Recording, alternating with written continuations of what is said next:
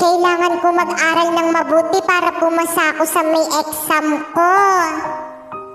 Oh, Yaya, anong ginagawa mo? Di ba ang sabi ko sa'yo, labahan mo na tong mga damit ko? Ano po kasi, ma'am, exam ko na po bukas. Kailangan ko pong mag-aral. Ay, baka nakakalimutan mo na. Ang obligasyon mo dito sa may bahay namin ay isang kasambahay lang. Alam mo, tatamarin ka rin sa pag-aaral, kagaya ng mga magulang mong batugan. Paumanhin, ma'am. Huwag niyo naman pong pagsabihan ng ganyan yung magulang ko. Bakit? Totoo naman kaya nga mahirap lang kayo eh. Labhan mo na yan. Kung hindi, hindi kita bibigyan ng pampaaral mo. OMG! Bagsak ako sa exam, yari ako kay Mudra. Hi, Papay! Patay! Lord, kayo na pong bahala sa akin. Hi, Papay! Hindi mo ba ako naririnig? Bakit po, Mudra? Anong bakit? Patingin ako ng exam mo. Patay! O ito po, Nay. Bakit bagsak to? Ano po kasi? Dahil sa pag-absent.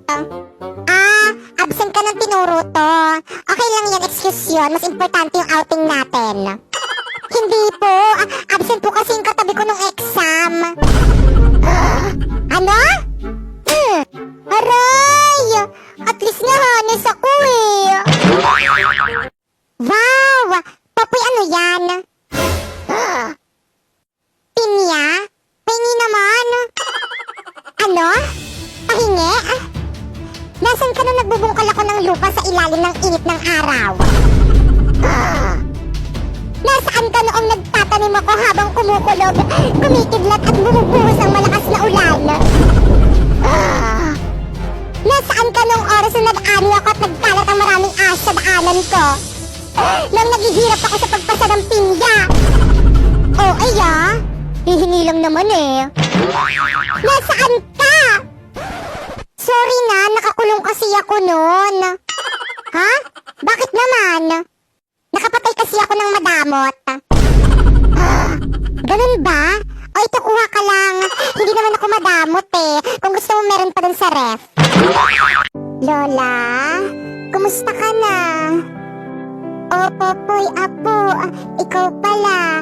Ito, mahina na ang lola mo. Pasensya na, Lola, kung hindi na kita nabibisita. Marami na kasi akong ginagawa eh. Okay lang, Apo, naiintindihan ko naman yon. Balita ko, hinahanap mo raw ako. Mismo na raw yakap ko. Sobra. Naaalala mo ba, Lola? Sa tuwing napapalo ako ng mga magulang ko, ikaw yung nandyan at nagpapatahan sa akin. Kapag may gusto akong hindi kayang ibigay ng mga magulang ko, kahit kapos ka pipilitin mong maibigay sa akin.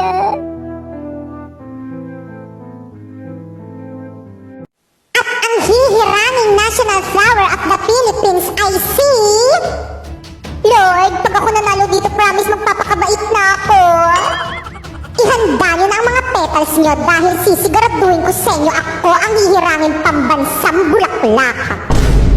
Ang yabang, lantahin naman.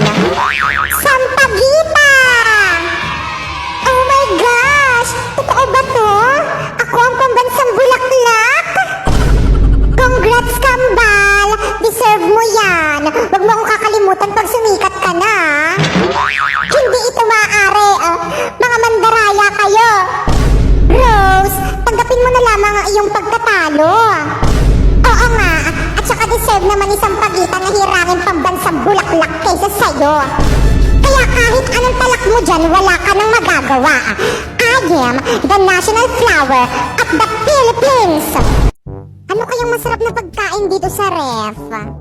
Hoy, yung ref! Pinakabukas-bukas mo! Ang mahal-mahal ng kuryente!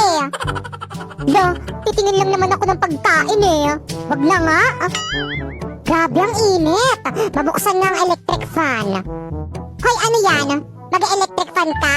Nako, sinasabi ko sa'yo, Popoy. Pag yan sumabog, maghapon na nga yung nakabukas eh. Alam mo, ikaw yung nagbabayad ng kuryente? Ano ba naman yan? Napakatipid nyo naman. Aba, dapat lang. Talagang sumasagot ka na dyan, ha? Eh, paano ba naman kasi napakatipid nyo? Parang di nyo ko anak eh, no? Oh, ano na naman yung ginagawa mo? Iinom. Baka pati itong tubig ipagdamot mo sa akin. Hindi naman kita pinagbabawalan uminom. Pero sana doon ka kumuha sa may gripo. Ang mahal-mahal kaya ng mineral water. Tao po. Sino sila? Ako po yung mamamasukang yaya.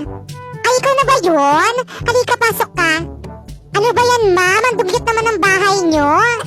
Oo nga eh. Pasensya na. Okay lang, ma'am. Ganun kasi talaga pag dugyot yung nakatira. Oo nga eh. Teka, anong sabi mo? Ay, naku, mamula yun. Nya, nya, nya, nya. Oh, yung cute naman nun. Sino po yung impaktong yon? Ay, ayan yung anak ko, si Popoy. Popoy, say hi to your new yaya. Hi, yaya. Nice to meet you. Nice to meet you rin. Humanda ka sa akin kapag nagpasaway ka.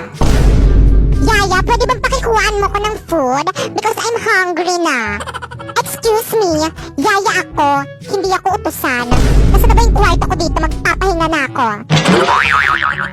Popoy! Bakit? Payag na ako. Ha? Na ano? Na ano?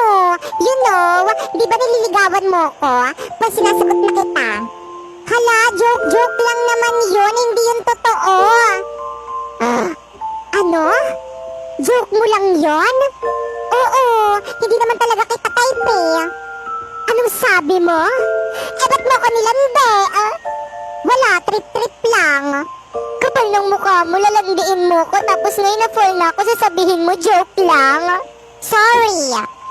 Anong magagawa niyang sorry mo? Kaya ba niyang gamutin ang puso kung sinugatan mo? Aba, syempre hindi. Hindi naman ako doktor eh. Popoy, may sasabihin ako sa'yo. Ano yon? Crush kita. Kaya kung ako sa'yo, jawain mo na ako. Don't be shy. Ha? Paano kita jajawain eh? Hindi naman kita crush eh. Anong sabi mo? Ang daya mo. Ikaw ang crush ko tapos ako hindi mo ko crush?